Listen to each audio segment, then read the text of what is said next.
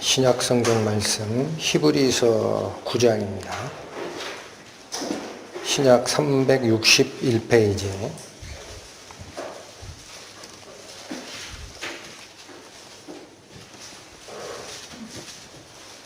히브리서 9장 1절부터 12절까지의 말씀입니다.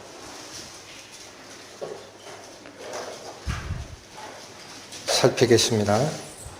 첫 언약에도 섬기는 예법과 세상에 속한 성소가 있더라. 예비한 첫 장막이 있고 그 안에 등대와 상과 진설병이 있으니 이는 성소라 일컫고 또 둘째 휘장 뒤에 있는 장막을 지성소라 일컫나니 금향로와 사면을 금으로 싼 언약궤가 있고 그 안에 만나를 담은 금 항아리와 아론의 쌍난 지팡이와 언약의 비석들이 있고 그 위에 속죄소를 덮는 영광의 그룹들이 있으니 이것들에 관하여는 이제 낱낱이 말할 수 없노라. 이 모든 것을 이같이 예비하였으니 제사장들이 항상 첫 장막에 들어가 섬기는 예를 행하고 오직 둘째 장막은 대제사장이 홀로 1년 1차씩 들어가되 피 없이는 아니하나니 이 피는 자기와 백성의 허물을 위하여 드리는 것이라. 성령이 이로써 보이신 것은 첫 장막이 서 있을 동안에 성소에 들어가는 길이 아직 나타나지 아니한 것이라. 이 장막은 현재까지의 비유니 이에 의지하여 드리는 예물과 제사가 섬기는 자로 그 양심상으로 온전케 할 수 없나니 이런 것은 먹고 마시는 것과 여러 가지 씻는 것과 함께 육체의 예법만 되어 개혁할 때까지 맡겨둔 것이니라. 그리스도께서 장래 좋은 일에 대제사장으로 오사 손으로 짓지 아니한 곧 이 창조에 속하지 아니한 더 크고 온전한 장막으로 말미암아 염소와 송아지의 피로 아니하고 오직 자기 피로 영원한 속죄를 이루사 단번에 성소에 들어가셨느니라. 기도하시겠습니다. 하나님 아버지의 은혜를 찬양합니다. 오늘 저희는 저희 죄인된 인간들이 보이지 않으시는 하나님을 어떻게 섬기고 하나님의 말씀과 어떠한 자세로 교제를 나눠야 되는지를 기록된 성경 말씀을 통하여 살피고자 합니다. 저희의 아둔한 마음을 열어주시고 구약시대부터 그렇게 강조하셨던 하나님의 임재의 의미가 우리 성도들에게 어떻게 이루어지는지를 깨닫게 하는 시간으로 인도하여 주옵소서. 예수님의 이름 받들어 기도 올립니다.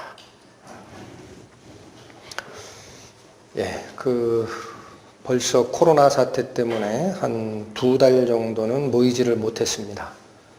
오랜만에 그래도 얼굴을 다 안 보여주시는 상황이 됐지만 뵈니까 마음이 좀 놓이고 또 감사를 드리고 반갑습니다. 코로나 사태 2달 동안 성도 여러분들은 어떤 생각을 하고 지내셨는지 궁금도 합니다. 저는 좀 근본적인 생각들을 해봤습니다.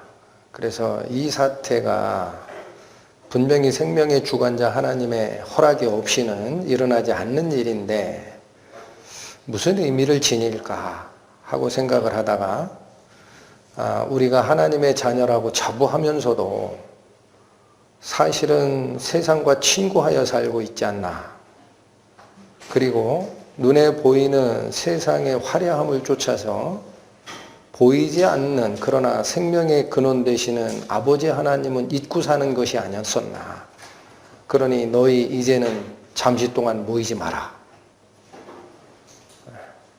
3차원 공간의 제약을 받고 있는 우리의 눈을 자극하고 우리의 감각으로 만나는 그 교제를 하나님이 잠시 끊음으로써 나는 너희에게 혹은 나는 너희에게 무슨 의미냐, 그런 생각의 기회를 주신 것이 아닌가, 그런 생각을 하게 됐습니다. 사람들은 어차피 물질을 잊고 있습니다.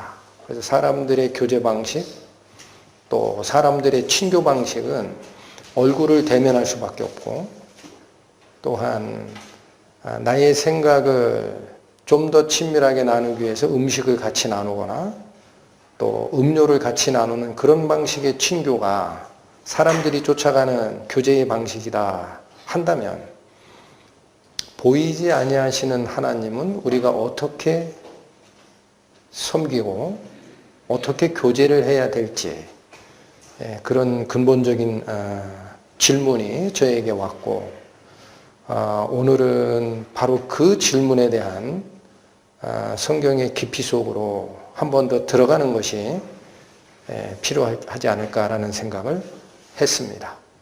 자, 오늘 본문의 첫 번째 1절을 한번 보시죠.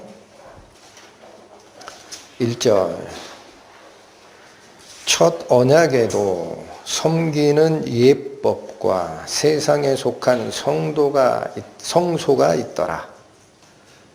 이 말씀에 첫 언약이라는 것은 구약을 얘기합니다. 구약에 섬기는 예법이 있다라고 표현하고 있습니다. 이 섬기는 예법이라는 것이 사람이 하나님과 교제하는 방식입니다. 그러니까 성소는 무엇 때문에 주어진 거예요? 첫 번째 의미가 하나님을 어떻게 섬기느냐라는 것을 알려주고 싶었던 겁니다.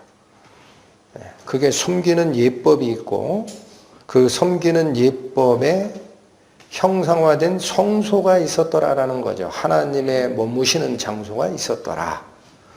2절. 예비한 첫 장막이 있고, 첫 번째 장막이 설명이 됩니다.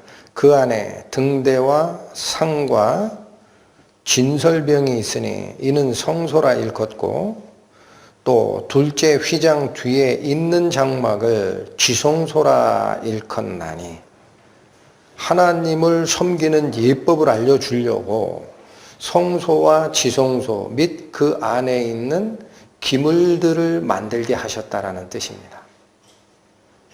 그런데 9절에 가보니까 이 장막은 현재까지의 비윤이 이에 의지하여 드리는 예물과 제사는 섬기는 자가 온전하게 되는 것은 이룰 수 없었다 그래요.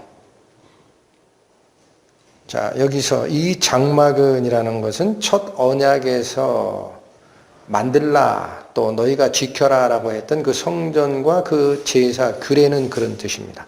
그 첫 장막은 지금까지는 비유였다라는 겁니다. 이 비유라는 이 단어의 원래 헬라어의 의미는 어떤 의미냐면 상징 모형을 나타내는 단어입니다. 그러니까 이런 말씀입니다. 구약에 주었던 성전, 성막성전의 성소와 지성소, 그리고 그 속에 있는 각종 기물들, 또 제사장은 이렇게 나에게 제사하고 섬겨라 라고 했던 모든 것들은 지금까지 모형이었다라는 겁니다. 어떤 모형이냐? 하늘에 있는 하나님의 진짜 성소의 모형이었다라는 거예요. 그래서 이 비유라는 말은 빗대어 깨닫게 하는 상징이나 모형, 그렇게 기억하시면 됩니다.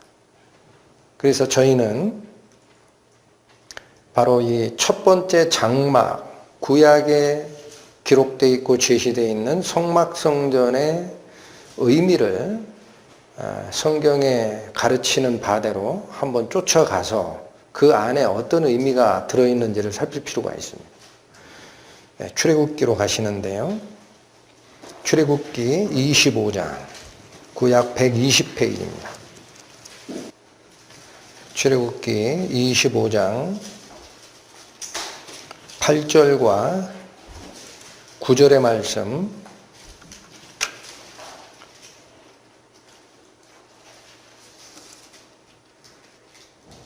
살피겠습니다. 내가 그들 중에 거할 성소를 그들을 시켜 나를 위하여 짓되 무릇 내가 내게 보이는 대로 장막의 식양과 그 기구의 식양을 따라 지을지니라. 시내산에서 모세에게 하나님이 직접 내리신 분부의 말씀입니다. 그러니까 이 성막성전의 첫 번째 의미가 뭡니까? 성막성전의 첫 번째 의미. 히브리서에서는 뭐라고 그러세요? 첫 번째 언약에도 섬기는 예법과 성소가 있었다 그러죠. 그리고 여기 출애굽기 25장 8절에는 왜 그 성막성전을 지으라 했느냐?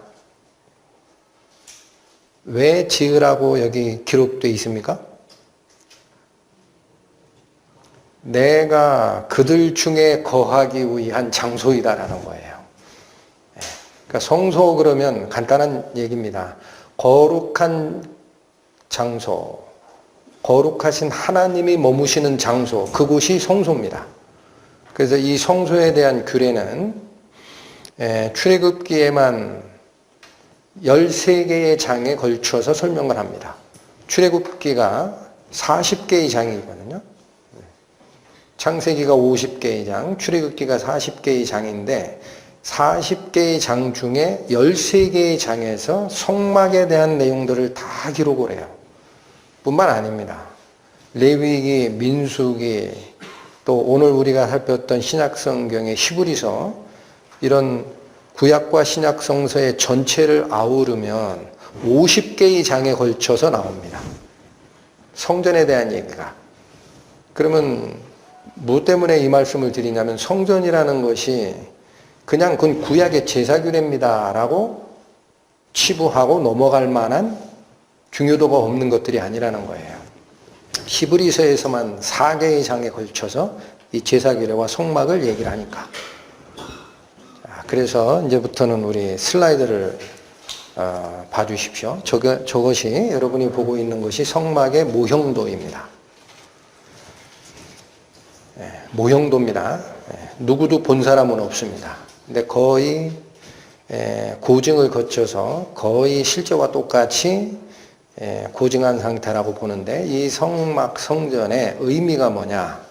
방금 살폈듯이 내가 그들 중에 거할 성소를 두려고 명했다라는 거예요. 그래서 이 성소는, 여러분 질문을 먼저 드리고 넘어가겠습니다. 구약은 지금까지의 비유니 그랬습니다. 지금까지 우리가 깨달을 수 없는 것을 깨닫게 하려고 만든 모형이었다라는 겁니다. 원래는 어디에 있는 건데? 하늘에 있는 것인데. 그러니까 하나님이 지금 우리 눈에 안 보이시잖아요. 그렇죠? 그러면 이 성막성전의 진짜 의미는 안 보이는 하나님을 어떻게 예배하고 쫓아가는지를 알려주기 위한 구체적인 지침과 원리가 다 들어가 있다는 거예요. 성막 안에. 그리고 그 더 중요한 것은 뭐예요? 성막 자체의 의미보다 내가 너희와 함께 거할 장소라는 겁니다. 하나님의 임재를 우리 마음에 어떻게 받아들이느냐라는 주제로 지금 바뀌는 거예요. 놓치지 마시기 바랍니다. 눈에 보이는 인간의 교제 방식이 아니고 보이지 아니하는 하나님과의 교제 방식은 우리가 어떤 자세와 행로를 쫓아가느냐, 그게 중요하다는 말씀을 시작했습니다. 하나님이 거하시는 성소가 구약에는 3차원 공간적으로 표현됐다면, 지금 우리가 살피고자 하는 것은 그것이 지금까지 비유라고 했으니까 앞으로 보이지 아니하는 하나님을 쫓아가는 예배와 친교의 방식이 이 안에 숨어 있지 않느냐라는 거예요. 그걸 알아야 신약 성도들이 어떻게 하면 하나님의 임재를 내 마음속에 담고 가느냐, 그것을 발견할 수 있으니까. 보십니다. 이거는 평면도입니다. 평면도. 위에서 내려다 봤을 때 저기 맨 우측 꼭대기에 그 방위 표시를 했어요. 어느 쪽이 동쪽인지 보이죠? 문은 유일하게 동쪽에만 있습니다. 그리고 지금 이 성막의 구조가 세 구조로 되어 있습니다. 지성소와 또 성소와 성막의 뜰이라는 부분이 구분이 되어 있습니다. 세 구분으로 되어 있고, 그 다음에 저기 파란색으로 표시한 저것들은 성막 성전의 기구들인데, 이름을 붙여보면 저렇게 됩니다. 자, 여기 입구에서부터 보면 이 입구를 통해서만 들어오게 되어 있고, 맨 먼저 번제단이 있습니다. 이걸 그냥 단이라고도 표현합니다. 단. 제단이라고도 하고. 거기를 통과하면 물두멍이 있습니다. 제사장들이 손발을 닦는 물두멍. 그리고 여기를 첫 번째 장막이라고 표현한 거예요. 히브리서에서. 첫 번째 장막에는 등대와 떡상과 진설병과 향단이 있다는 거예요. 그리고 이 휘장을 열고 들어가면 두 번째 장막을 지성소라 일컫나니 여기에는 뭐가 존재한다? 하나님의 말씀을 보관한 법궤가 존재하더라. 여기에다가 이 치수를 대입을 해보면 저렇게 됩니다. 그래서 성막성전의 폭은 50규빗, 길이는 100규빗, 그리고 중앙을 딱 점선으로 나누면 우편은 성막의 뜰이 되고 좌편은 진짜 성막이 거기에 들어가 있게 됩니다. 그리고 지성소의 그 규격은 폭도 10규빗, 장도 10규빗, 길이기도 10규빗. 그래서 저게 입체도형이 아니라 느낌이 안 오는데 저기에 그 벽체의 높이도 딱 10규빗이에요. 그 지성소는 정육면체를 갖추고 있습니다.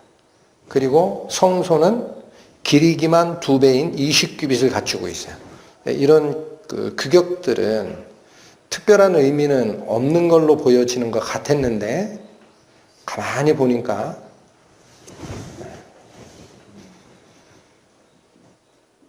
성막들의 가장 중앙에 번제단이 위치하고 있습니다.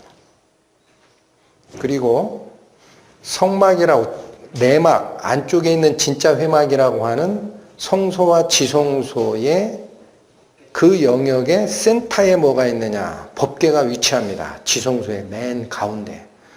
그러니까 이러한 규례는 사람 마음대로 만든다 했어요? 하늘에서 하나님이 지시한 대로 하라 그랬어요? 지시한 대로.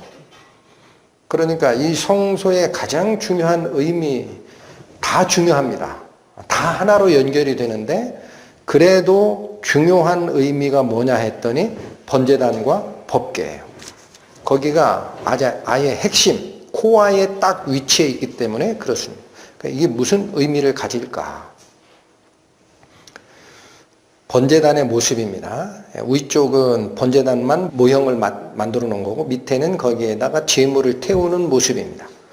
근데 이 번제단이 레위기 4장 29에서 31절에 가보면은 그 속죄제 희생의 머리에 안수하고 그 희생을 번제소에서 잡을 것이요 제사장은 손가락으로 그 피를 찍어 번제단 뿔에 바르고 그 피 전부를 단 밑에 쏟고 그 모든 기름을 화목제 희생의 기름을 취한 것 같이 취하여 단 위에 불살라 여호와께 향기롭게 할지니 제사장이 그를 위하여 속죄한즉 그가 사함을 얻으리라.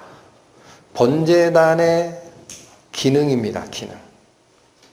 번제단의 기능인데 빨간 글씨로 두 개를 다 표시해 드렸습니다. 번제단의 본질적 기능은 속죄하는 역할입니다. 그리고 그 속죄의 방법으로 두 개를 요구하는 거예요. 희생제물의 피를 다 단 밑에 쏟아야 됩니다. 이건 죽음을 얘기합니다. 완전한 죽음. 또 그 희생제물을 단 위에 올려놓고 불살르라라고 되어 있죠. 그림의 밑에 모습입니다. 모형. 이것은 죽은 자가 받아야 되는 지옥의 불고통을 상징적으로 표현한다라고 그래요. 그런데 내가 죽어서 나의 육신이 불의 고통, 지옥의 형벌의 고통을 받아야 되는데 뭐가 대신 죽어요? 염소가. 그걸 속죄라고 하더란 얘기죠. 그러면 나는 사함을 얻어요? 못 얻어요? 사함을 얻으리라. 이게 하나님의 약속입니다. 그렇다면 저 속죄한 적이라는 말이 무슨 의미인지가 더 중요해지는데, 히브리어로 가보면 카파르라는 단어가 쓰입니다.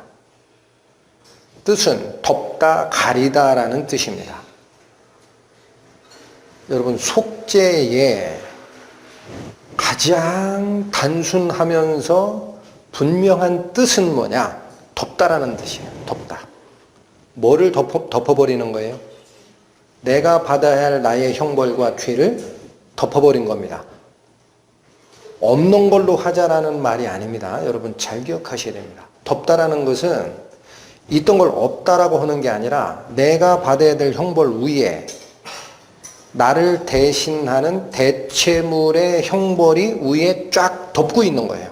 하나님의 시선에 보기에는 나를 덮고 있는, 나를 대신하는 대속제물의 형벌이 눈에 보이기 때문에 일사부재리의 원칙에 의하여 내가 거기서 튀어나오지 않는 한 내가 받은 형벌로 봐주는 거예요. 그러니까 더 이상 형벌이 나갈 수가 없습니다. 그래서 그걸 사함을 얻는다라고 하는 거예요. 용서받았다. 그런데 지금 두 가지 살피시는 겁니다. 성막성전의 성막의 뜰 중앙에 있는 번제단과 또 하나 어디라고 그랬어요? 성소 쪽의 센터에 있는 지성소의 법궤. 여기 이 번제단이 바로 내가 받아야 될 형벌을 덮어주는 역할을 한다라는 거예요. 그게 속죄의 의미인데, 이제는 지성소 속에 있는 법궤 쪽으로 가봅니다. 이 법궤는 증거궤라고도 하고 언약궤라고도 합니다. 모습은 저렇습니다. 어떻게 만들게 되어 있습니까? 시띠나무 나무로 만든 뒤에다가 이게 다 금으로 입힌 건데, 이 위에 커버가 있어요. 이 뚜껑이라고 합니다. 커버링. 거기에는 양쪽에 그룹 천사를 새겨놓고 이 천사들의 시선이 이 밑을 향하게 되어 있어요. 여기를. 굉장히 자세하게 설명되어 있습니다. 그런데 저 안에 뭐가 들어가 있습니까? 십계명 돌판이 들어가 있어요. 물론 우리 히브리서에는 최초에 넣으라고 했던 것이 십계명 돌판 말고 아론의 쌍난지팡이도 있고 만나 담은 항아리도 있는데, 그게 이스라엘의 왕정 시대로 오면서는 제일 중요한 것은 십계명 돌판입니다. 그거 외에는 왕정 시대로 넘어오면서는 없어져요. 그러니까 제일 핵심적인 것이 뭐냐? 이 십계명 돌판인데, 여러분 우리가 십계명 이런 말씀들을 많이 쓰는데 계명이 뭘까요? 계명과 율법이 뭐예요? 계명이라는 단어가 역시 히브리어로는 다바림이라고 읽힙니다. 그런데 이건 복수예요. 단수로는 다바르라고 읽힙니다. 리임이라고 한 건 그 복수입니다. 뜻은 말씀들이라는 뜻입니다. 이건 한번 찾겠습니다. 여러분 구약성경 136페이지 출애굽기 34장 가보시죠. 출애굽기 34장 28절 말씀. 모세가 여호와와 함께 40일 40야를 거기 있으면서 떡도 먹지 아니하였고 물도 마시지 아니하였으며 여호와께서는 언약의 말씀 곧 십계를 그 판들에 기록하셨더라. 여러분 이 10계명을 기록한 돌판은 하나님이 직접 쓰신 거예요. 그리고 자 거기 지금 보면 여호와께서는 언약의 말씀 곧 십계를 새기셨다 그러죠. 곧이라는 것은 등치 기호입니다. 등치. 언약의 말씀과 십계가 같다라는 거예요. 그리고 이거를 히브리어 원전에 쫓아가면은 언약의 여긴 말씀인데 말씀들 복수입니다. 언약의 말씀들이라고 되어 있고 곧 십계라는 것도 10가지 말씀들이라는 거예요. 단어가 같아요. 그러니까 여러분 지금 슬라이드 보시면 우리가 십계명 할 때 계명 따로 있고 율법 따로 있고 하나님 말씀 따로 있고 이렇게 생각했던 것을 이제는 정리를 하셔야 됩니다. 하나님의 말씀은 바뀌지가 않아요. 그래서 그걸 법이라고 합니다. 바뀌지 않는 원리를 법이라고 하잖아요. 그리고 하나님께서 내린 명령이기 때문에 명령과 관련된 10가지 말씀들을 우리가 계명이라고 하는 거예요. 계명. 이렇게 하라라는 지침이기 때문에. 그래서 이 계명은 바로 말씀들입니다. 그러니까 지금 저 모습을 잘 보시면 구약시대의 성막성전에 법계 속에 들어가 있었던 십계명 돌판이 신약시대에 현재를 살고 있는 우리 성도들에게는 뭐랑 같은 겁니까? 말씀인 거예요. 10가지 말씀들이라니까요.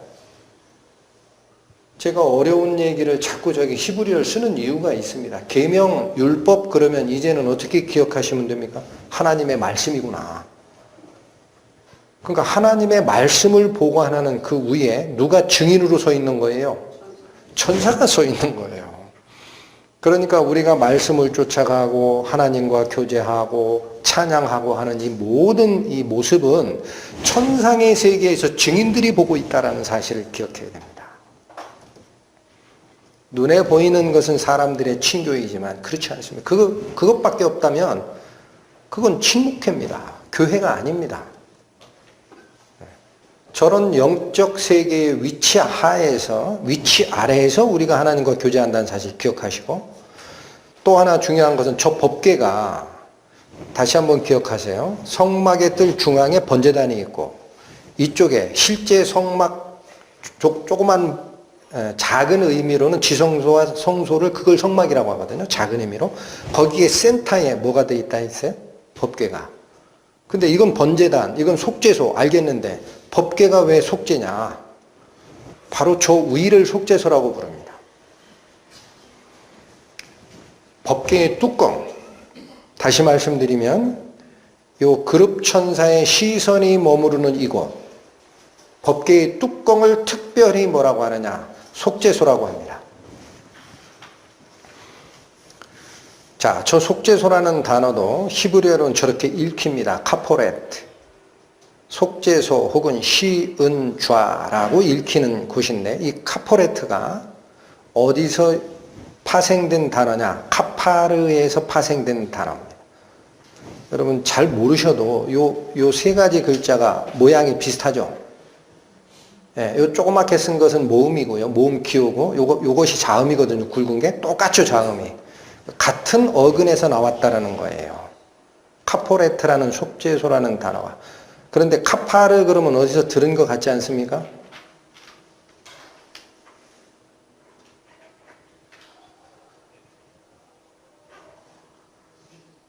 카파르. 어디에 쓰인 단어예요? 번제단에서 제사 드릴 때 그를 위하여 속죄한 즉 그가 사함을 얻으리라 라는 표현을 쓸 때 속죄하다라는 단어가 덮다, 가리다, 카파르였다. 그러니까 이 바로 속죄소가 카파르라는 단어에서 유래된 카포레트라는 것이기 때문에 속죄소라고 쓰는 거예요. 그러니까 이 의미는 무슨 얘기냐? 하나님의 말씀이 보관되어 있는 법궤의 말씀을 내가 대하기 전에 무엇이 확정된 자만 하나님 말씀과 교제할 수 있다? 속죄가 확정된 자. 천사가 보고 있기 때문에 죄인과는 하나님이 교제를 안 하십니다. 출애굽기 말씀 25장 가보시겠습니다. 방금 전에 찾으셨던 120페이지 출애굽기 25장 22절 말씀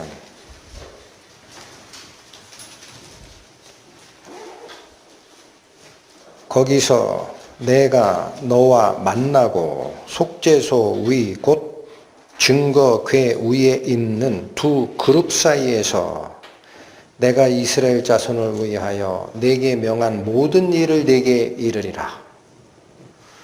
여러분, 법궤 중에 특별히 속죄소, 다시 화면 보십시오. 법궤 중에 특별히 속죄소를 하나님이 강조를 하는데 저 위치가 어떤 의미를 갖는다 그래요? 거기서 내가 너와 만나겠다라는 겁니다. 바로 그 속죄소에서 너와 만나는 거야. 거기서 내가 너와 만나고, 거기서 그러니까 어딘지 모르죠. 다시 부연하는 거예요. 속죄소 위, 곧 증거궤 위, 두 그룹 사이, 3번 강조한 겁니다. 어디를 얘기해요? 여기에요, 여기. 네. 그렇죠. 여기를 속죄소라고 부르는 거예요. 속죄소, 요 위에, 곧 증거궤 위, 이 법궤 위, 또 두 그룹 사이, 3번을 강조합니다. 여기. 이곳에서 내가 너와 만나주겠다라는 겁니다. 하나님.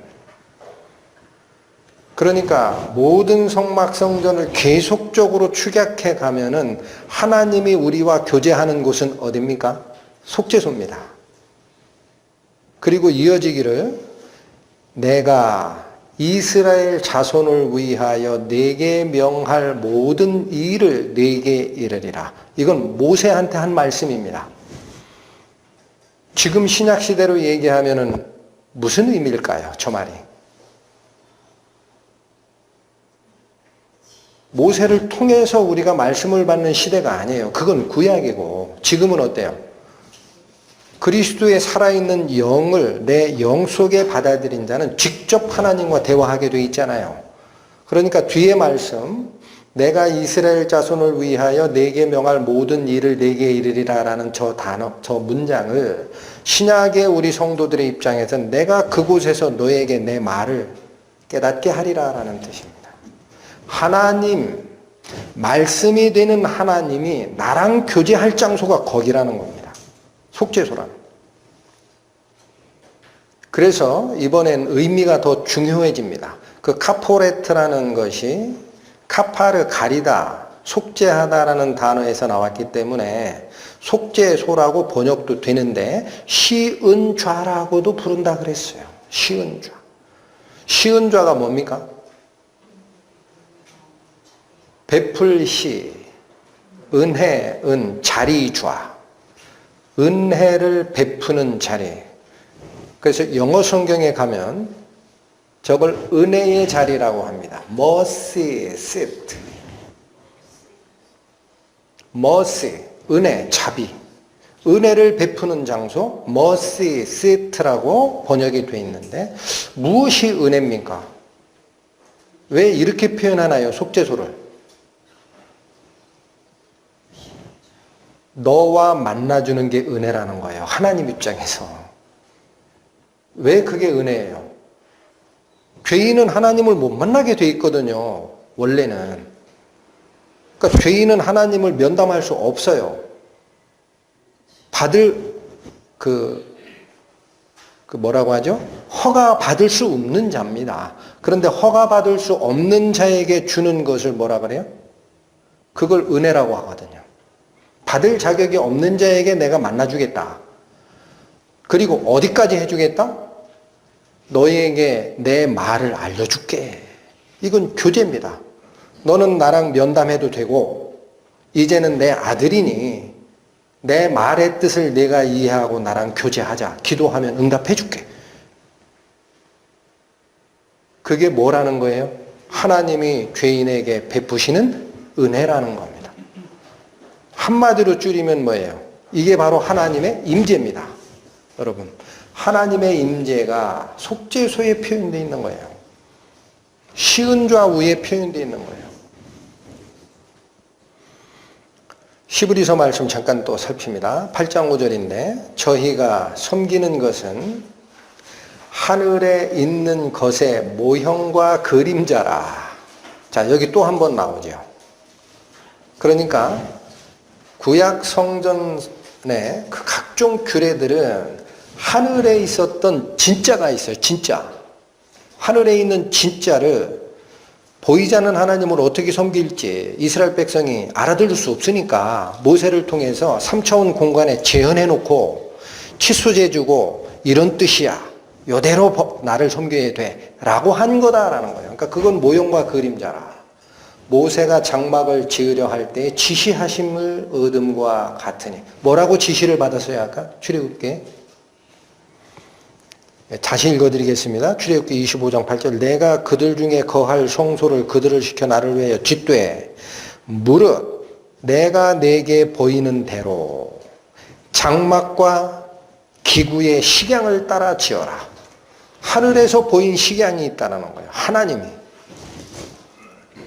로마서 15장 4절로 무엇이든 전에 기록한 바는 우리의 교훈을 위하여 기록된 것이니 우리로 하여금 인내로 또는 성경의 안위로 소망을 가지게 함이니라. 출애굽기 40개의 장 중에 13개의 장, 그냥 쉽게 생각하면 3분의 1 정도 됩니다. 출애굽기 40개의 장 중에 13개의 장, 성경 전체 중에 50개의 장에 걸쳐서 성막을 기록했는데 우리는 대충 넘어가잖아요. 근데 이 말씀, 로마서에 있는 이 말씀을 비교해 보면 전에 기록한 것 중에 50개의 장을 걸쳐서 기록한 게 있느냐? 그 왜 기록했다 그래요? 우리의 교훈이 있다라는 거, 그 속에. 자, 지금 성소의 얘기를 하는 거예요. 성소의 의미가 무엇이고 하나님의 임재의 의미가 무엇이냐라는 거예요. 그럼 제일 첫 번째 성소가 존재했겠죠. 어디일까요? 창세기로 갑니다. 3장 8절, 구약 4페이지입니다.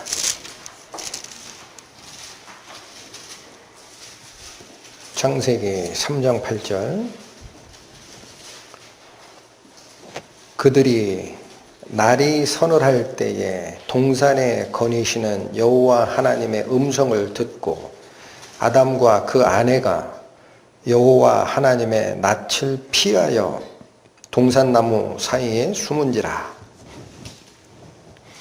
여러분, 선악과를 따먹고 나서 하나님을 두려워하는 모습을 기록한 구절입니다. 그런데 전반 구절만 보십시오. 그들이 날이 서늘할 때 동산에 거니시는 여호와 하나님의 음성을 듣고, 그렇게 되어 있죠. 슬라이드 보십시오. 처음 창세기의 초반에 하나님이 거하시는 곳이 나옵니다. 어디입니까? 동산에 거니르셨다라고 했잖아요. 에덴 동산. 그곳에 하나님이 거니셨다라는 거예요. 그게 3차원 공간으로 표현된 하늘에 계시는 하나님께서 인간이 거주하는 3차원 공간 중 같이 거하였던 장소 성전입니다. 에덴 동산이 그래서 최초의 성전입니다. 그런데 이 성전을 잊어버렸잖아요. 낙원을 잊어버렸죠. 그래서 하나님께서 율법을 주실 때에 우리가 방금 전에 살폈던 출애굽기에 성막을 지으라고 하면서 어떤 말씀으로 얘기를 했어요? 내가 그들 중에 거할 성소를 지어라. 그러나 이거는 뭐라 그랬어요? 하늘에 있는 것들의 모형과 그림자지 진짜는 아니다. 그 진짜는 언제 일어납니까? 신약에서 완성이 됩니다. 신약 시대로 넘어오면서 하나님이 거하시는 성소는 어디에 있었습니까? 요한복음 1장 갑니다. 요한복음 1장 신약 142페이지 14절 말씀. 말씀이 육신이 되어 우리 가운데 거하심에 우리가 그 영광을 보니 아버지의 독생자의 영광이요 은혜와 진리가 충만하더라. 익히 아는 말씀입니다. 슬라이드를 보십시오. 말씀이 육신이 되었다라는 말이 무슨 뜻입니까? 요한복음 1장 1절 태초에 말씀이 계시니라. 이 말씀이 하나님과 함께 계셨으니 이 말씀은 곧 하나님이시니라. 그러니까 요한복음 1장 14절에 말씀이라는 말을 하나님이라고 바꿔도 아무 문제가 없어요. 그렇게 기억하세요. 하나님이 육신이 되어 우리 가운데 거하심에 우리가 그 영광을 보니 아버지 하나님의 독생자의 영광이고 은혜와 진리가 충만하였더라라는 뜻이 됩니다. 그래서 아버지 하나님과 독생자 아들 하나님은 한 분이신 거예요. 그런데 여기에 어떤 단어가 쓰입니까? 임재를 나타내는 단어가 쓰입니다. 임재. 거하셨다라는 단어가 헬라어로 무슨 뜻인가 하고 쫓아 들어갔더니 스케노라고 읽히는 단어인데 원래 뜻은 천막치다라는 뜻입니다. 그러니까 무슨 뜻이에요? 요한복음 1장 14절을 의역해서 바꿔 읽으면 하나님이 육신이 되어 우리 가운데 천막을 치시니라는 뜻입니다.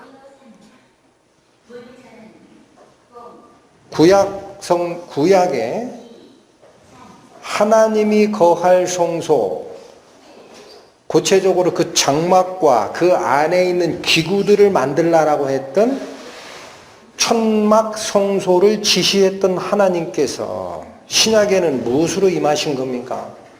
예수 그리스도로 우리 가운데 천막 치시러 내려오셨다라는 이게 임재입니다. 임재. 하나님이 사람과 같이 거하고 싶어 육신을 쓰고 오신 분이다. 그걸 임재라고 하잖아요. 하나님의 임재. 신약 성경에 그래서 예수 그리스도를 뭐라고 하는 거예요? 성전이라고 합니다. 이 말씀을 그대로 쫓아갑니다. 이 말씀이 마태복음 1장 23절 이거 찾아보겠습니다. 보라, 처녀가 잉태하여 아들을 낳을 것이요 그 이름을 무엇라 하리라? 임마누엘이라 하리라 하셨으니 이를 번역한 즉 무슨 뜻이다? 하나님이 우리와 함께 계시다 라는 뜻입니다. 임마누엘이 히브리어로 이렇게 됩니다. 전문적인 건 모르셔도 됩니다. 임마라는 이 단어가 원래 히브리어는 이렇게 읽어갑니다. 앞에 두 단어 이게 임마예요. 임마. 이게 함께 하다라는 단어입니다. 요 가운데 있는 게 누예요. 누. 이게 우리라는 단어입니다. 우리.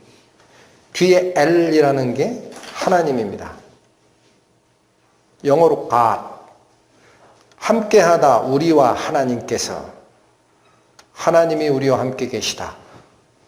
예수님이 잉태되어 탄생할 건데 그분의 의미가 뭐라고요? 하나님이 우리와 함께 계신 분이라는 거예요. 하나님이 계시는 장소가 어디라 그랬어요? 성소라고 했죠. 그 예수님이 성소가 되는 거예요. 요한복음 2장 19절 쫓아가 보겠습니다. 신약 145페이지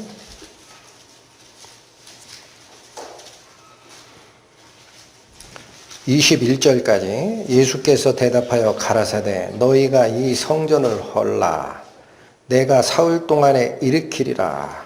유대인들이 가로되 이 성전은 46년 동안 지었거늘 내가 3일 동안에 일으키겠느냐 하더라. 그러나 예수는 성전된 자기 육체를 가리켜 말씀하신 것이라.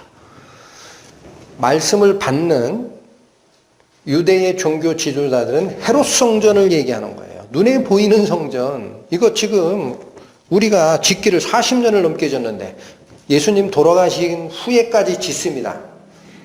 그 최종 짓는 데까지 60년인가 70년이 걸렸다고 하는 성전이에요. 헤롯 성전이. 그런데 네가 어떻게 이거를 헐면 사흘 동안 일으킨다고 하느냐? 유대의 종교주의자들은 뭐를 보고 얘기하는 거예요? 눈에 보이는 3차원 세계를. 그러나 예수님은 뭐를 얘기하는 거예요?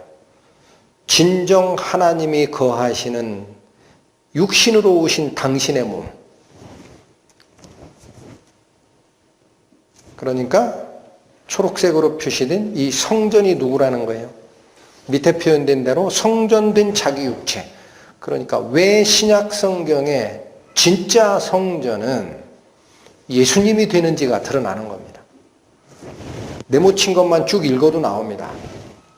말씀이 육신이 되어 우리 가운데 거하신 분, 그게 예수님이고, 천사가 수태고지를 할 때 얘기했던 임마누엘이라는 뜻, 또 하나님이 우리와 함께 계시는 자라는 뜻이고, 예수님 당신의 입에서 증거하신 말씀대로 이 성전은 하나님의 거하시는 장소인 자기 육체를 가리켜 말씀하신 것이라. 그러니까 성전이 가지는 성도들에게 주는 의미가 굉장히 중요해집니다. 자, 그래서 다시 보십니다. 출애굽기가 지시하고 있는 성막을 어떻게 지으라라고 한 그 지시 순서가 있습니다. 여러분 여기는 알겠죠? 삼중구조라고 그랬어요. 그러니까 들어가는 입구로부터 얘기하면 성막의 뜰이라는 장소가 있고, 요거를 작은 의미에서 성막이라고 합니다. 그 장소를 첫 번째 장막이라고 표현한 거예요. 히브리서 9장에서. 요 휘장을 열고 들어가면 두 번째 장막이라고 표현된 건 지성소입니다. 이 삼중구조로 돼 있는데 이 내용 안에 기물들이 있어요. 기물. 그런데 출애굽기 25장에서 27장에 걸쳐서 하나님이 지시하는 거니까 방향은 반대입니다. 사람은 동쪽 문을 통해 들어와서 하나님을 예배해야 되지만 하나님께서는 당신이 거하시는 임재의 장소 속죄소에서부터 인간에게로 향하는 방식으로 지시를 하고 있어요. 그 법궤, 떡상, 등대, 성막, 번제단. 그런데 뭐가 빠졌죠?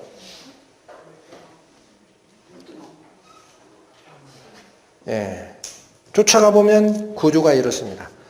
이어지는 출애굽기 28장과 29장은 제사장에 대한 얘기를 기록을 합니다.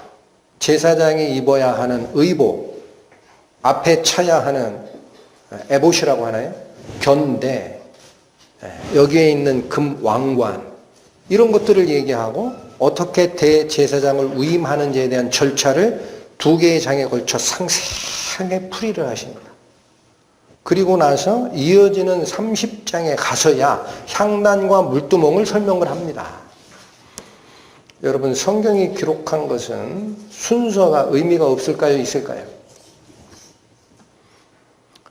하나님이 성전의 기물 두 개를 내가 지시하다가 보니까 얘가 잠깐 까먹었다 야 다시 받아 적어라 그렇게 얘기하셨을까?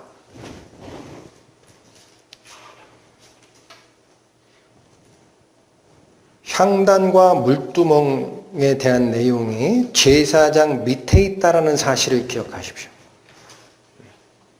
뒤에도 다시 설명을 드리겠지만은 향단과 물두멍은 제사장이 하나님을 섬기는데 굉장히 중요한 거기 때문에 제사장의 위임 규정 밑으로 뺀 겁니다.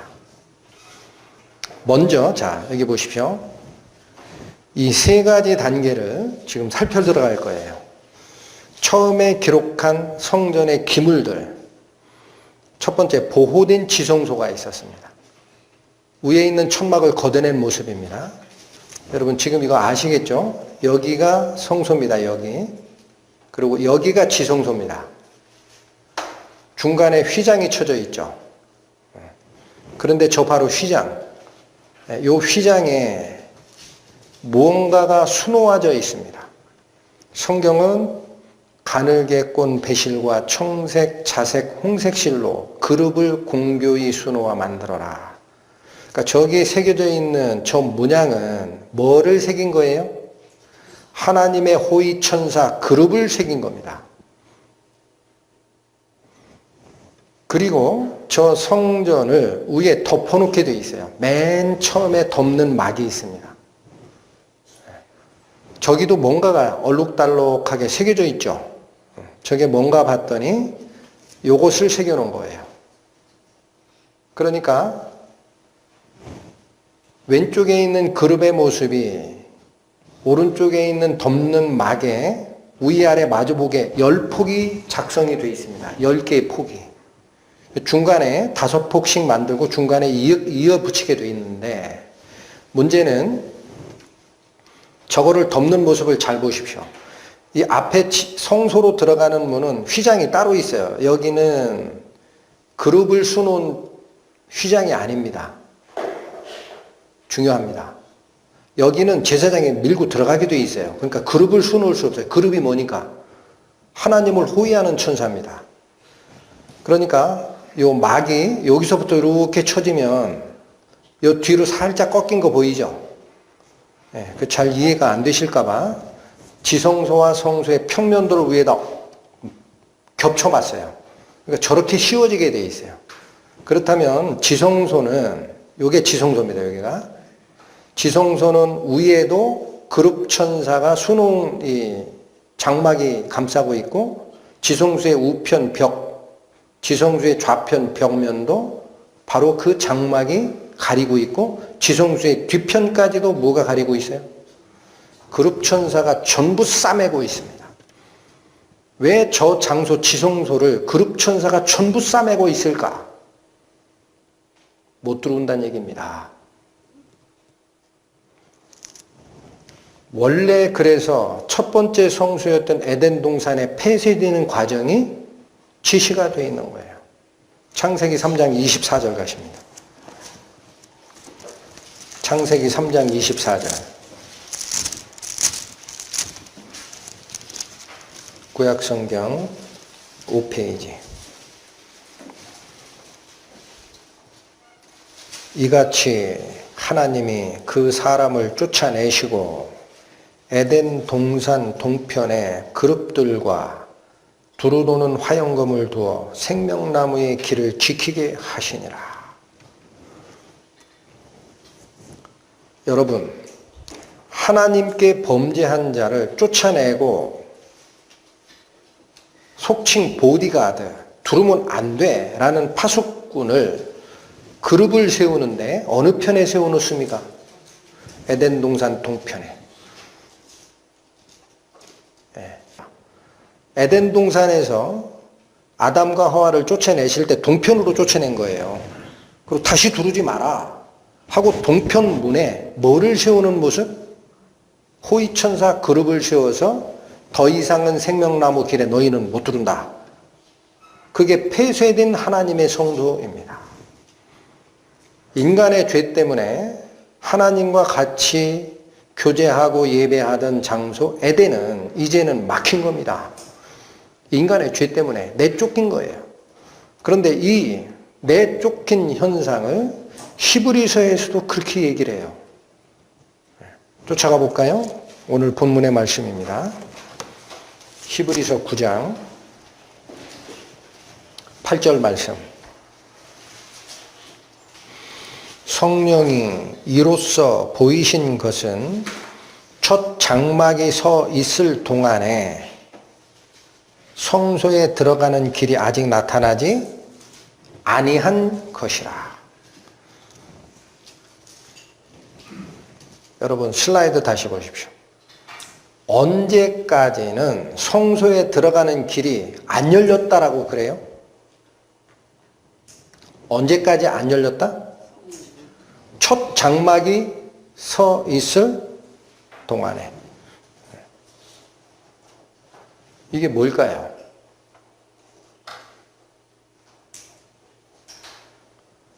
구약에서 얘기하는 하나님이 호위하고 있는 그룹 천사가 새겨져 있는 그 휘장이 존재하는 한 사람들이 하나님의 임재가 있는 법궤 위에 시은좌, 은혜의 자리로 나갈 수 있는 것은 길이 막혀 있었다라는 겁니다. 그러니까 그 구약에 기록된 성막성전에 성소와 지성소 사이를 가르는 휘막에 뭐를 새기라? 그룹을 새기라라는 것은 에덴의 동편으로 쫓겨나간 죄인이 두르지 못하게 동편의 그룹들과 두루두는 화영검을 두어 생명나무의 길을 지키게 하시니라 라는 그 상태가 아직 해결 안 됐음을 알라라는 뜻입니다. 아직 열리지 않은 거예요. 하나님께 나아가는 길이. 그런데 이 길이 열립니다. 히브리서 10장 19절 20절 말씀입니다. 그러므로 형제들아 우리가 예수의 피를 힘입어 성소에 들어갈 담력을 얻었나니, 여러분 성소에 들어갈 담력을 얻었다라고 할 때 이 성소 있죠. 이게 지성소입니다. 지성소를 얘기하는 거예요. 여기에 들어갈 담력을 얻었다라고 하고 20절 그 길은 우리를 위하여 휘장 가운데로 열어놓으신 새롭고 산 길이요 휘장은 곧 저의 육체니라. 슬라이드 또 보십니다. 우리가 예수의 피를 힘입어 19절 말씀이었어요. 성소에 들어갈 담력을 얻었다. 저기서 얘기하는 성소는 지성소라고 말씀을 드렸습니다. 글로 들어갈 담력을 얻었나니 그 길은, 지성소로 들어가는 그 길은 우리를 위해 휘장 가운데로 열어 제낀 새로운 길이 존재한다라는 거예요. 그러면서 이 가로막고 있던 이 휘장이 새롭게 열린 것은 저의 육체라. 그리스도의 육체가 이걸 열었다라는 겁니다. 어떻게 열었어요? 구약 성경이 얘기하는 성전 전체는 하나님의 임재 장소라고 그랬죠. 여러분 어려운 것은 위에서 보셔야 돼요. 정리된 상태. 성막, 성소라는 것은 전체가 하나님의 임재 장소인데, 태초에 에덴 동산이 하나님의 임재 장소였고 쫓겨난 사람들에게 하나님이 다시 접근하여 나의 백성 삼아주마라고 율법을 주던 시대에는 성막성전이 하나님의 성소였고, 그건 지금까지 비유니 진짜가 아니야 라고 진짜 성소를 보내줄게 하고 당신의 아들 그리스도를 보낸 것을 우리는 그분이 성소요라고 성경이 얘기하는 모습을 봐야 됩니다. 그러니까 성소 그러면 다 뭐예요? 예수님이에요. 근데 그 예수님이 뭐를 열어 제꼈다? 성소와 지성소를 가로막는 휘장을 열어 제꼈다. 무슨 뜻입니까? 마가복음 15장 37, 38절에 기록된 말씀입니다. 예수께서 큰 소리를 지르시고 운명하시다. 이에 성소 휘장이 위에서부터 아래까지 찢어져 둘이 되니라. 예수님이 십자가에서 돌아가시는 순간 의미를 모르니까, 사람들이 그 의미를 알 수가 없으니까 하나님은 어떤 조치를 하신 거예요? 3차원 공간에 있는 그 헤롯 성전만 다 자꾸 들여다보던 그 인간들, 영적 세계에 대한 눈이 열리지 않은 인간들을 위해서 너희가 생각하는 그 휘장 있지, 이거 찢어진다? 위에서 아래까지 쫙 찢어서 두 가지가 돼버렸다는 얘기예요. 그러니까 이게 뭐예요? 방금 전에 살핀 히브리서 바로 위에 있는 대로 휘장 가운데로 열어놓으신 새롭고 산 길이 예수님이 십자가에서 죽는 그 길이다 이거예요. 그게 그 의미다. 이제는 예수를 통하면 그룹이 가로막고 있던 폐쇄된 에덴 동산으로 너는 들어갈 수 있다. 좌편이 바로 성소에서 지성소를 향하여 바라본 모습입니다. 지성소를 들어가기 전에는 바로 저 그룹천사가 새겨진 휘장이 가로막고 있었어요. 거기 들어가면 죽어요. 허락된 대제사장만 1년에 딱 한 번 들어가는 겁니다. 거기는. 그것도 규례 어기고 들어가면 죽게 되어 있습니다. 그런데 저걸 가르던 그룹천사가 새겨진 저 휘장이 우편에 보면 상상도예요. 어떻게 됐다? 예수님이 십자가에 돌아가시는 그 순간 위에서 아래로 찢어서 두 조각 났다라는 거죠. 근데 이걸 성경에서는 뭐라고 얘기하시고 있다? 우리가 예수의 피를 힘입어 성소에 들어갈 담력을 얻었나니 그 길은 우리를 위하여 휘장 가운데로 열어놓으신 새롭고 산 길이라. 제사장이 들어가기 위해서가 아니에요. 죄인된 우리를 위하여 열어놓은 길입니다. 저곳은 대제사장만 들어갈 곳이에요. 그러나 신약시대에 완성된 성소로 오신 예수님이 십자가에 돌아가시는 순간 누가 들어갈 수 있는 길을 열었다? 죄인된 우리. 그러니까 이제는 대제사장만 들어가던 옛날 길이 아니라 새로운 길이고 죽음의 길이 아니라 살아있는 길입니다. 이렇게 열린 겁니다.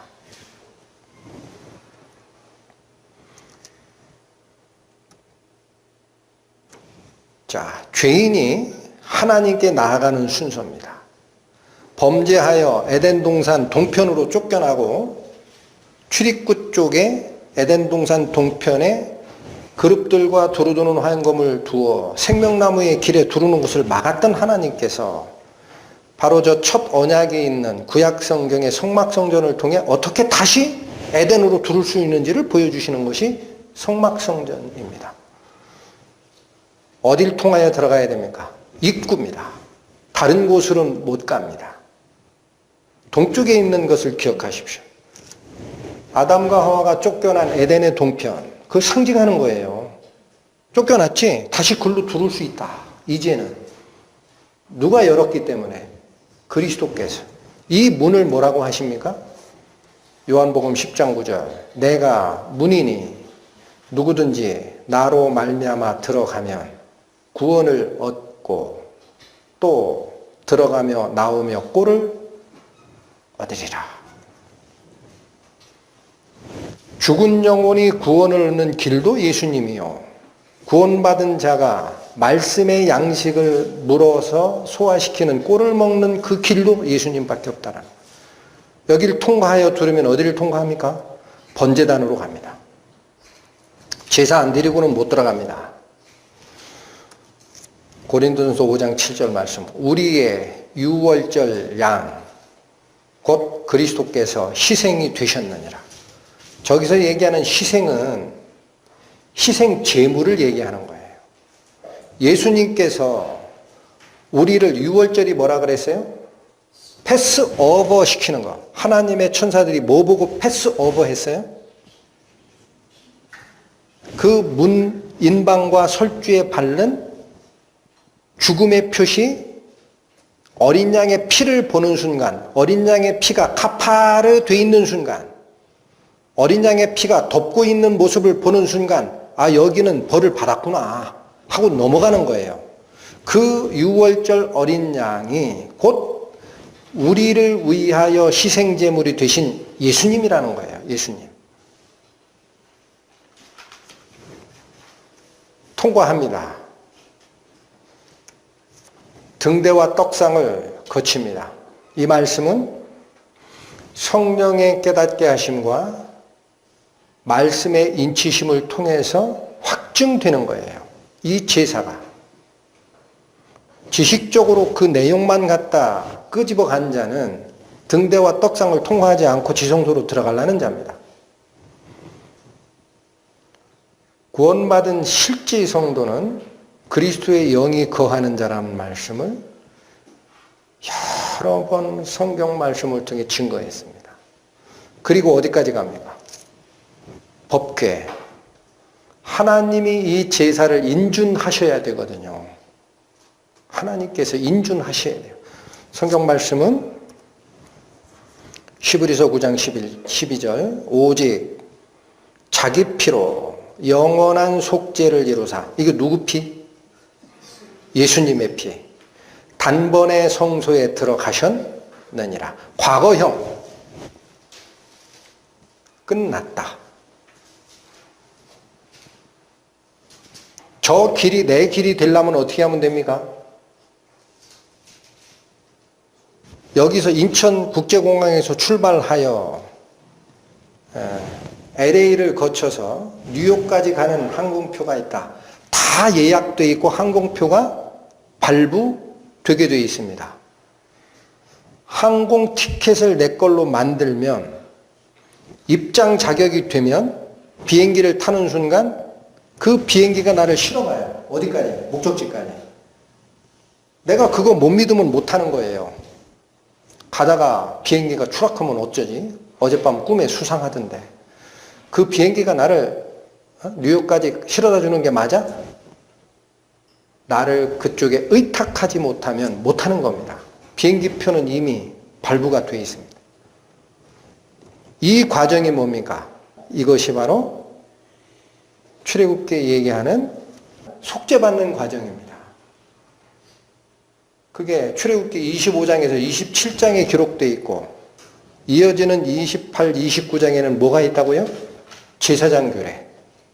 그 밑에쯤 가서야 향단과 물두멍의 규례가 나옵니다. 그러니까 이 하나님을 섬기는 순서는 지시하신 것을 보면 출애굽기 25장, 27장이 얘기하는 그 기물들과 출애굽기 28, 29장이 얘기하는 제사장이라는 것은 구원받는 자가 거쳐야 되는 절차라고 저는 봤습니다. 저 절차 중 하나라도 생략된 자는 구원이 아닙니다. 문제는 이 제사장의 절차를 구원받은 자를 뭐라고 얘기하느냐? 베드로전서에서는 이렇게 얘기합니다.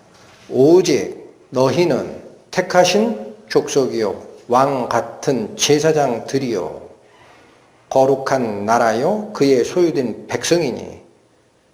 우리를 뭐라고 부르고 있어요? 우린 전부 다 왕 같은 제사장입니다.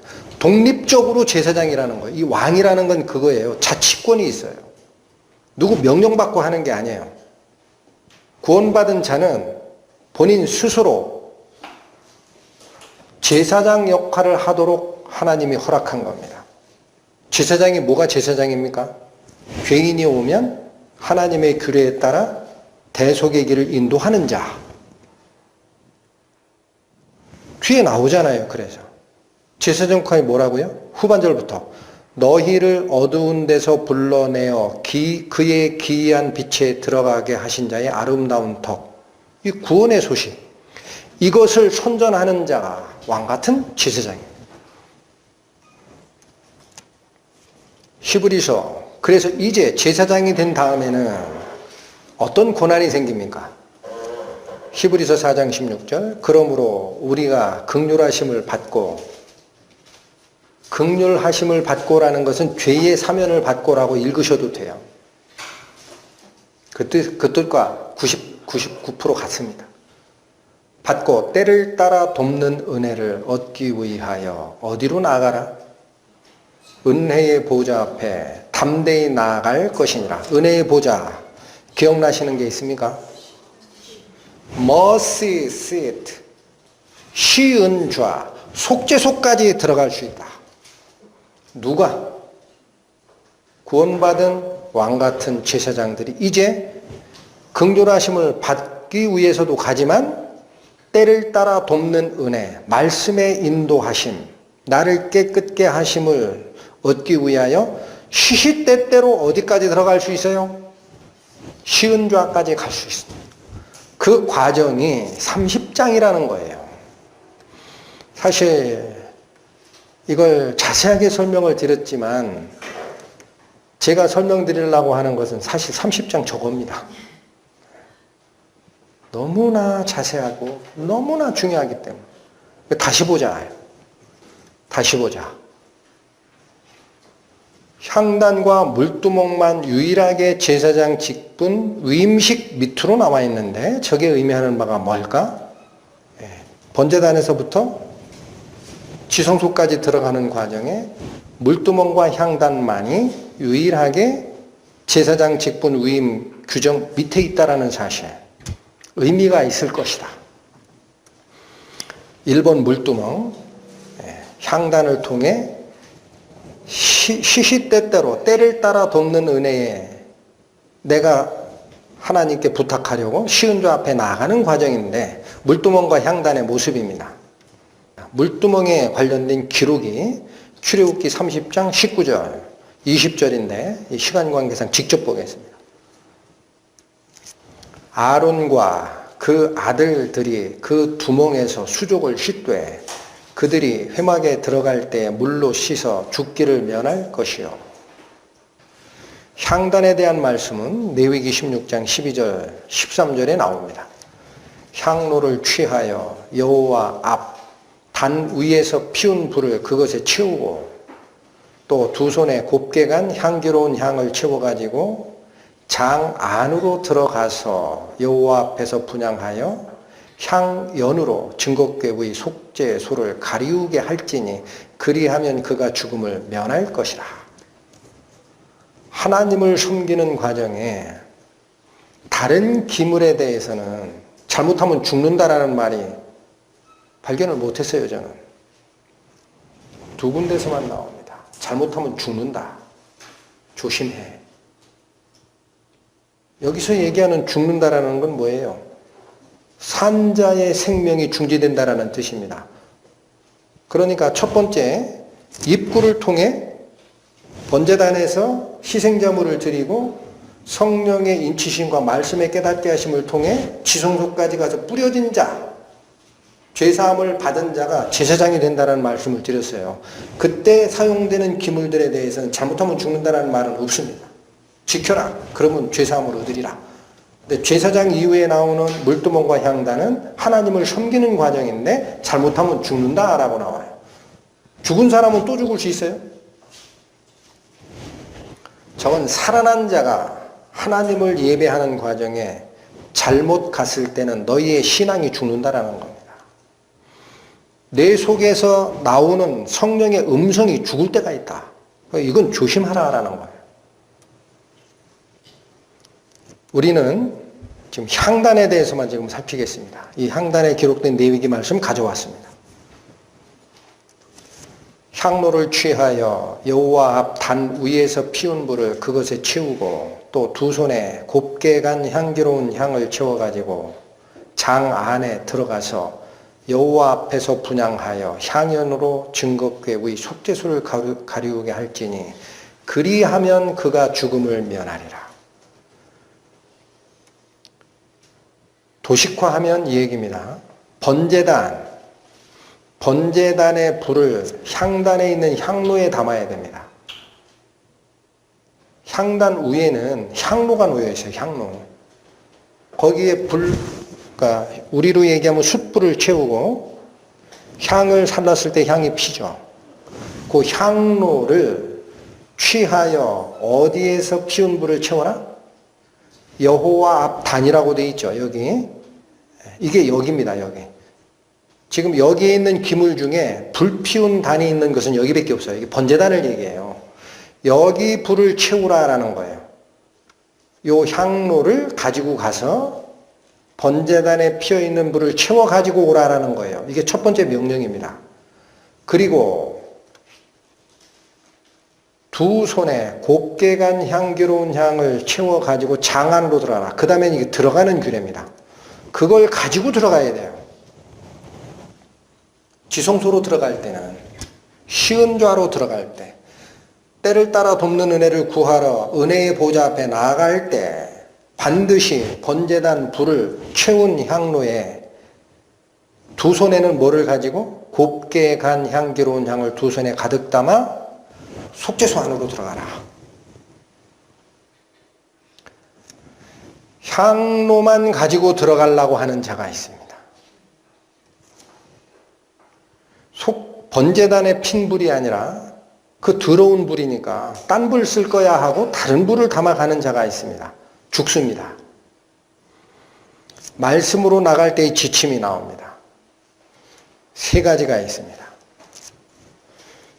첫 번째부터 살핍니다. 번제단의 불을 향로에 담아 들어가라. 고린도전서 4장 10절 말씀. 신약 290페이지입니다. 부지런히 찾으십시오.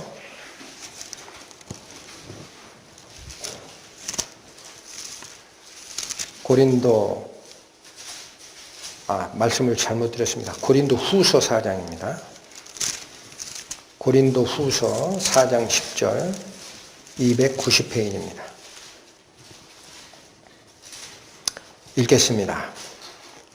우리가 항상 예수 죽인 것을 몸에 짊어짐은 예수의 생명도 우리 몸에 나타나게 하려 함이라.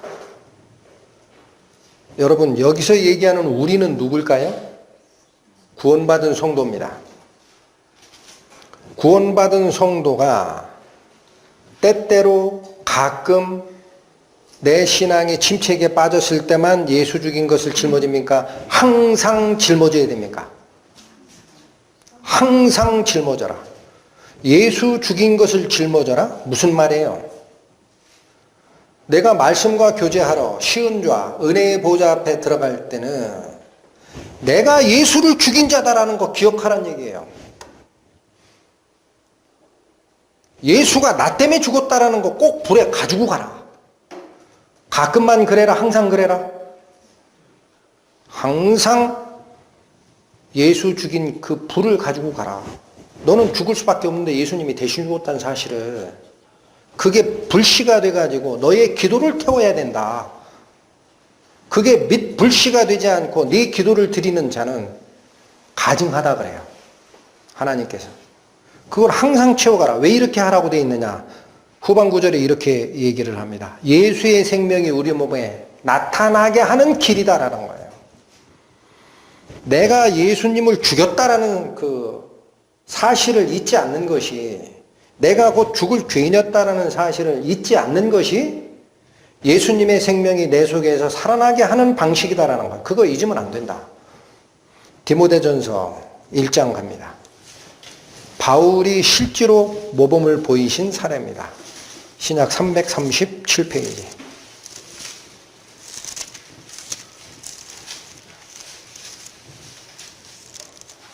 디모데전서 1장 15절.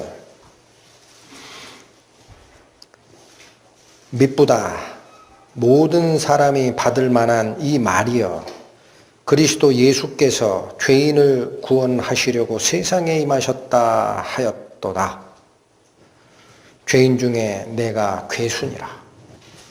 바울의 고백에 뭐가 들어갑니까? 예수님의 온 이유, 예수님이 의인을 부르러 온 것이 아니라 죄인을 구하려고 세상에 오셨다라는 사실 바로 밑에 바울은 이 고백을 바칩니다. 내가 죄인 중에 제일 우두머리야. 신약의 서신서의 3분의 2를 쓰셨던 분입니다. 너희는 나를 본받는 자 되라까지 했던 분이에요. 내가 예수님을 본받은 것처럼 너희는 나를 본받는 자 되라. 그러한 신앙의 선배의 입에서 교만이라는 것이 눈에 보입니까? 나는 가장 죄인 중에 우두머리라고 하잖아요. 이 마음을 가지고 들어가야 된다는 것. 고린도전서 15장 보시죠. 283페이지.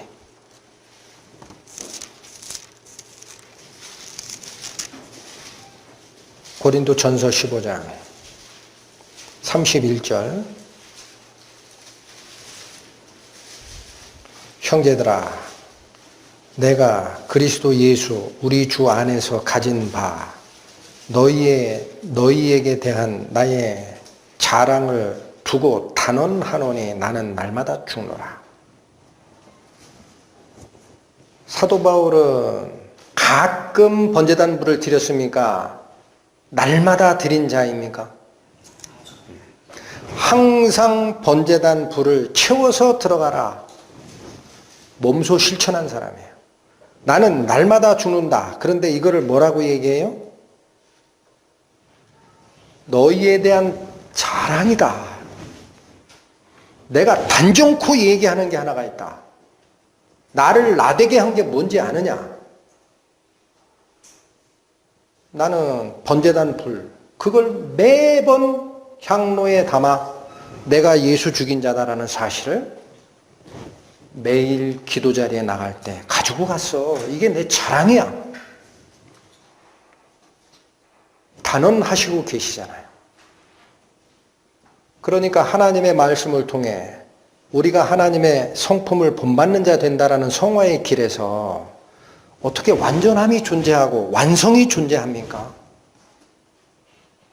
그러니까 사도 바울이 얘기하시잖아요. 내가 얻었다 함도 아니요, 이루었다 함도 아니라 오직 지나간 것은 바라보지 않고 앞에 있는 표대를 향하여 오늘도 달려가노라. 뭘 지고 달려갔습니까? 사도 바울이. 번제단 불을 지고 가는 거예요. 그러한 자에게 뭐가 나타납니까? 예수의 생명이 내 속에서 살아납니다. 성령의 역사가 일어납니다. 나는 죽고 예수로 사는 삶이 나타난다는 거예요. 이걸 어겼던 자가 있죠. 나중에 참고하십시오. 사도 바울은 이런 지침을 충실히 수행한 자라면 처음에 바로 이 성막의 규례를 정하고 아론에게 대제사장을 위임한 뒤에 그의 맏아들과 찾아 나답과 아비후가 제사장 역할을 하느라 바로 향을 드리는 사건에서 나답과 아비후는 하나님이 명하시지 아니한 다른 불을 향로에 채워가서 분향을 하다가 그 자리에서 즉사합니다. 다른 불을 뭘 얘기하는 거예요? 번제단 불을 쓰지 않은 거예요. 아마 생각하기를 자기 아버지 아론의 대제사장 위임식에 저기에 이미 여러 마리의 짐승이 불태워진 상태입니다. 그러니까 생각해 보니까 처음에 거기에다가 나무 갖다 태울 때는 깨끗한 숯불인데 소 몇 마리, 양 몇 마리, 한 7, 8마리 죽었거든요. 고기 태우다 보니까 기름 떨어지지, 고기 탄 재 떨어지지 하니까 그 재가 깨끗해 보입니까? 이거 더러운 걸 여기 써. 하나님께 들어가는데. 참숯으로 피울 거야. 그렇게 했을 수도 몰라요. 나답과 아비후의 생각이. 그러나 하나님은 뭐를 담아오라고 그래요? 너 때문에 죽은 예수의 향기를 담아오라 그래요. 그거 없이 나는 깨끗한 자다 하고 하나님 앞에 나가서 규제한다? 완전 성화론이 우리를 어떤 과정으로 이끌고 가는지가 눈에 보입니다. 잘못된 가르침이에요. 그러다가 죽습니다. 항상 번제단의 불을 향로에 담아 오라. 두 번째 가르침입니다. 곱게 간 향기로운 향을 두 손에 담아하라. 뭐를 가지고 들어가야 됩니까? 향을 가지고 가야 됩니다. 이 향은 향기를 피우는 소재입니다. 여러분, 제가 하나 질문 드리겠습니다. 구원받은 우리 성도라고 해서 내가 하나님께 향기로운 부분이 있다고 생각하십니까?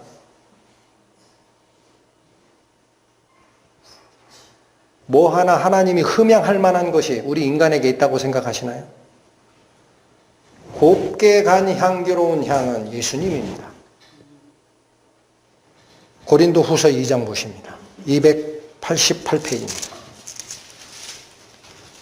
고린도 후서 2장 15절 말씀. 우리는 구원 얻는 자들에게나 망하는 자들에게나 하나님 앞에서 그리스도의 향기니. 우리는 하나님 말씀 앞에 나갈 때 내 향기를 가지고 가려고 하지 마세요.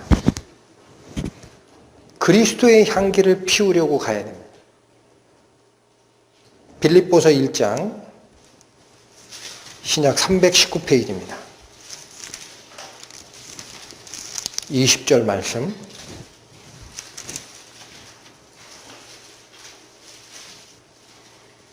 나의 간절한 기대와 소망을 따라 아무 일에든지 부끄럽지 아니하고 오직 전과 같이 이제도 온전히 담대하여 살든지 죽든지 내 몸에서 그리스도가 존귀하게 되려 하려 하나니. 나의 향기를 주장하지 않았습니다. 사도 바울은 내가 죽든지 살든지 내 몸에서 어떤 향내가 나기를 바랬다. 그리스도의 향기를 피우기를 원했다. 누가복음 16장 페이지로 122페이지입니다. 누가복음 16장 13절 말씀. 지파인이 두 주인을 섬길 수 없나니 혹 이를 미워하고 저를 사랑하거나 혹 이를 중히 여기고 저를 경히 여길 것임이니라. 너희가 하나님과 재물을 겸하여 숨길 수 없느니라. 이 말씀은 귀에 못이 박히도록 들으신 말씀입니다.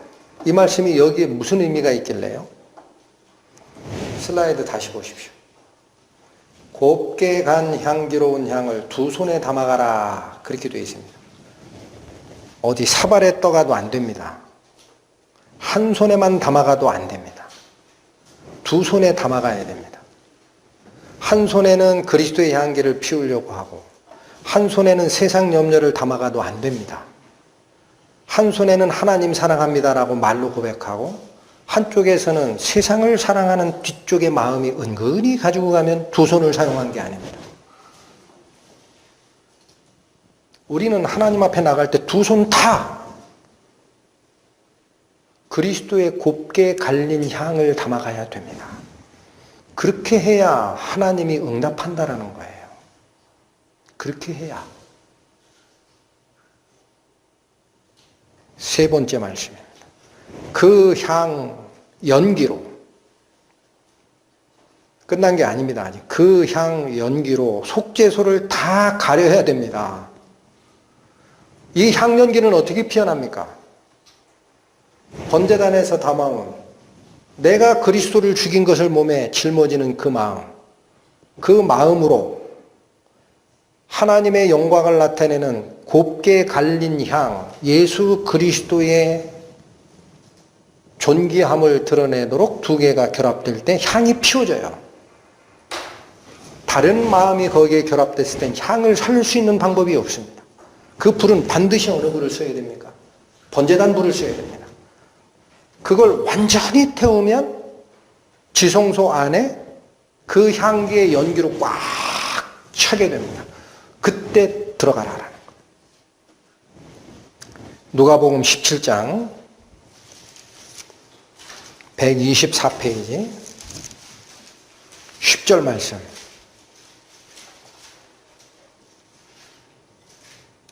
이와 같이 너희도 명령 받은 것을 다 행한 후에 이르기를 우리는 무익한 종이라 우리가 하여야 할 일을 한 것뿐이라 할지니라. 번제단의 불 누가 돌아가신 거예요? 누가 돌아가신 흔적입니까? 예수님이 나 때문에. 우리 손에 받들어 가야 되는 향기는 누구의 향기여야 됩니까? 그리스도의 향기. 속죄소에 들어가기 전에 연기로 완전히 꽉 채워야 되는 것은 바로 그 그리스도의 향기로 전부 하나님의 영광을 감싸라는 뜻입니다. 나의 자랑거리가 비집고 들어갈 틈이 없어요. 그러니 이런 말씀을 하시는 거예요. 너희는 명한 대로 다 하고 나서 10절처럼 이와 같이 너희도 명령받은 것을 다 행한 후에 이르기를 내가 조금은 했나이다 그렇게 얘기하나? 우리는 무익한 종이라 우리가 하여야 할 일을 한 것뿐이라 할지니라. 성소에 들어오는 순간 예수님만 존재하는 거예요. 성소에 들어오는 순간 나는 죽고 예수의 향기로 사는 겁니다. 데살로니가 전서 5장 갑니다. 신약 333페이지. 데살로니가 전서 5장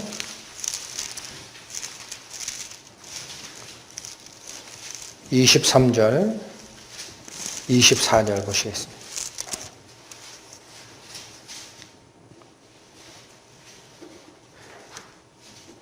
평강의 하나님이 친히 너희를 온전히 거룩하게 하시고 또 너희 온 영과 혼과 몸이 우리 주 예수 그리스도 강림하실 때에 흠없게 보존되기를 원하노라.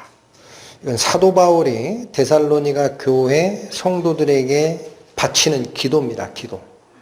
그런데 이건 희망이에요. 희망. 23절은 희망입니다. 평강의 하나님께서 친히라는 건 직접이에요. 다른 사람 안 시키고 하나님 당신께서 직접 너희를 온전히 거룩한 상태로 즉 온 영과 혼과 몸이 예수님 오실 때 흠없는 상태로 하나님께서 친히 보존하여 주시기를 내가 기도하노라 라는 뜻인데 24절 너희를 부르시는 이는 미쁘시니 그가 또한 이루시리라. 성화의 과정을 누가 이루신다? 하나님께서 친히 이루신다 하잖아요. 왜 우리가 성화의 길을 못 쫓아가느냐? 하나님이 인도하시는 성령의 음성을 내가 막기 때문에 그래요. 막지만 마세요. 말씀이 들어오면은 잠시 고민은 허락됩니다. 잠시 고민하다가 어느 게 성령의 말씀, 어느 게 내 육신의 말 구분이 되면은 성령의 말씀 앞에 굽히십시오. 그러면 말씀이 이끌어 갑니다. 한 번에 안 됩니다. 매일 하셔야 됩니다. 매번 하라. 번제단불을 담아오면 향이 살라질 것이다. 내가 죄인이라는 사실 기억 잊지 않으면 성령의 인도함이 있을 것이다. 우리가 예수 죽인 것을 항상 몸에 짊어지는 이유가 있다.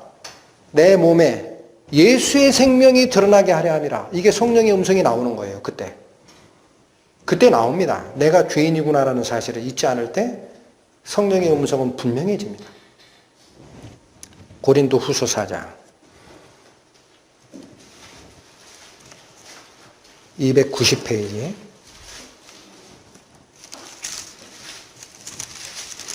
고린도후서 4장 7절 말씀.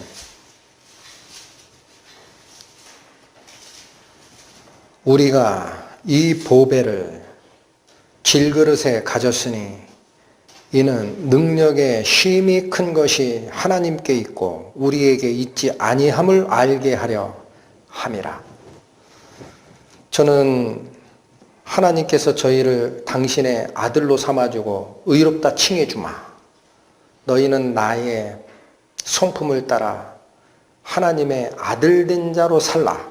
나의 영광을 나타낼 자다. 이걸 잊지 말라라는 부탁을 주시면서 왜 육신의 정욕을 아직 남겨놔가지고 하나님 하시면 한 번에 끝내실 수 있을 것 같은데 이렇게 힘들게 할까? 그런 생각도 해봤어요. 여기 나옵니다. 우리가 이 보배, 이 무슨 보배예요? 성령입니다. 여러분. 그리스도의 생명이 내 몸에서 드러나게 하려 함이라 할 때 그 그리스도의 생명, 그게 성령으로 작용하는 거예요. 이 성령을 어디에 주셨다고요? 질그릇. 육신에 줬어요. 이 쓰잘데기 없는 육신에다가 준 이유가 있다라는 거예요. 단번성화론 그런 얘기 하지 말고 그렇게 안 되는 거야.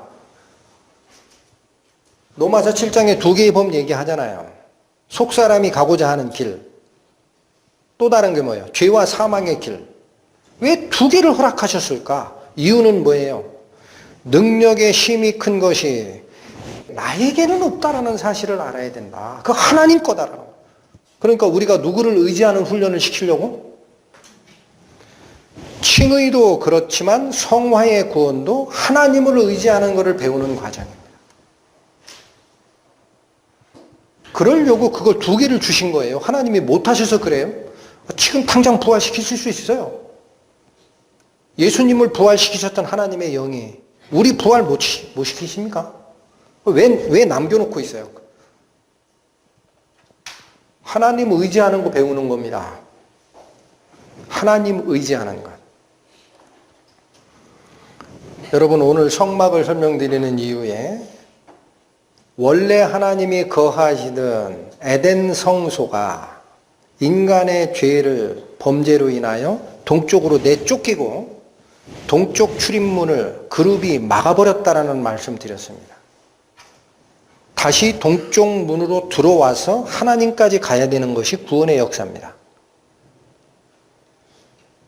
뭘 가지고 떠난 인간입니까? 뱀의 꿰매 빠져서 신이 되는 줄 착각하고 떠난 자입니다. 내 가치 판단이 가장 옳아. 다른 사람 의견은 대충 넘어가도 돼. 어떤 요소들도 나를 위해 존재하는 거야. 내가 잘 돼야 되고, 내가 높임을 받아야 되고, 내가 원하는 육신적 소욕 누리는 것이 인생의 향락이야 라고 했던 그 신이 된 줄 착각하는 그 생각, 그냥 가지고 성소에 들어올 수 있어요? 버리고 와야 됩니다. 어디서 버려야 돼요? 번제단에서 태워야 됩니다. 나는 죽을 수밖에 없는데 예수님을 내가 죽인 자구나. 그러니 말씀이 안치되어 있는 시은좌 은혜의 보좌 앞으로 갈 때 내 고집, 내 가치 판단, 내가 추구하는 인생 목표 그대로 가지고 한 손에 세상에 비린내 나는 것 손에 가득 담고 한 손에만 하나님의 향기를 담아간다고 하나님이 받아주십니까? 두 손에 곱게 간 향기로운 향을 담아 가지고 가라.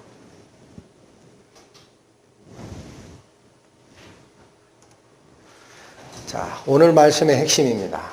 성소란 하나님이 거하시는 장소입니다. 우리 입장에서 얘기하면 뭐가 됩니까? 하나님이 우리와 함께 하는 것이에요. 하나님의 임재, 그게 곧 성소입니다. 이미 이사야서 57장 15절에 이 말씀을 주셨습니다. 지존무상하며 영원히 거하며 거룩하다 이름하는 자가 이같이 말씀하시되, 누구십니까? 하나님입니다. 그 이분 어디서 거하셔야 돼요? 내가 높고 거룩한 곳에 거하며, 여기서 거하셔야 돼요, 하나님은. 그런데 또한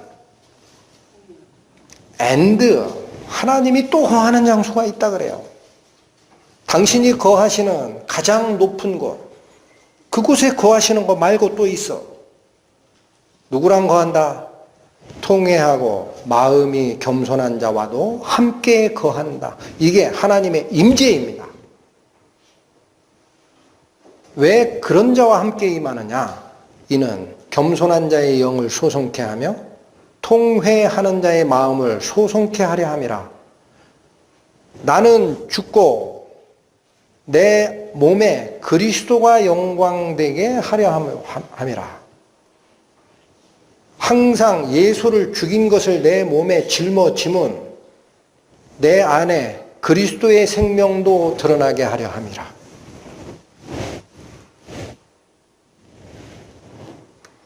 저희는 눈에 보이지 않는 하나님을 어떻게 예배해야 하는지를 생각하다가 하나님께서 얘기하는 당신의 거소, 성소의 의미가 무엇일까?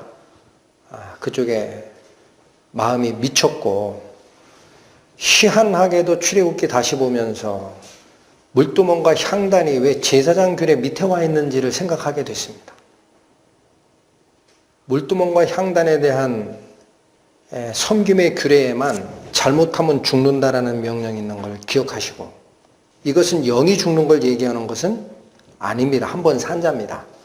하나님과의 교제가 끊어집니다. 이거를 나누고 싶었습니다. 이사야 57장 15절 우리 다 같이 한번 같이 읽고 끝내는 하겠습니다. 시작.